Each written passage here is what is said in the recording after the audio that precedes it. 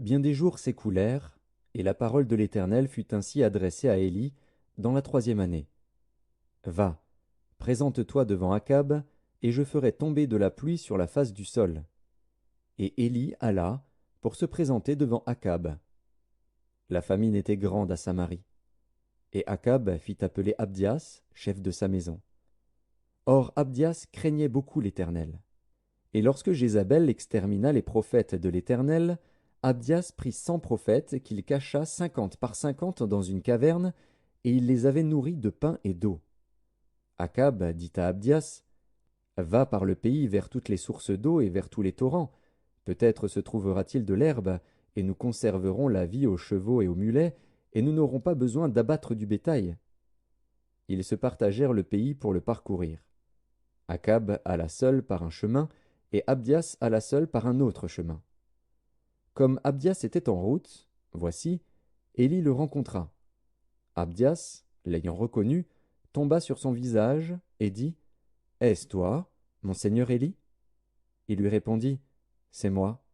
Va, dis à ton maître, voici Élie. » Et Abdias dit, « Quel péché ai-je commis pour que tu livres ton serviteur entre les mains d'Akab, qui me fera mourir ? L'Éternel est vivant.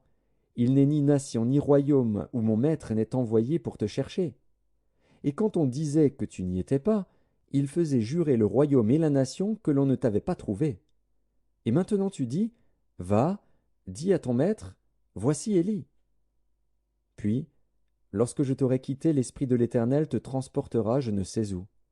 Et j'irai informer Akab, qui ne te trouvera pas, et qui me tuera. Cependant ton serviteur craint l'Éternel dès sa jeunesse. N'a-t-on pas dit à mon Seigneur ce que j'ai fait quand Jézabel tua les prophètes de l'Éternel? J'ai caché 100 prophètes de l'Éternel, 50 par 50 dans une caverne, et je les ai nourris de pain et d'eau.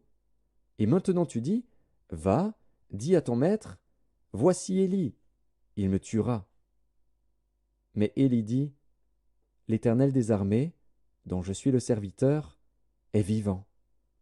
Aujourd'hui je me présenterai devant Akab.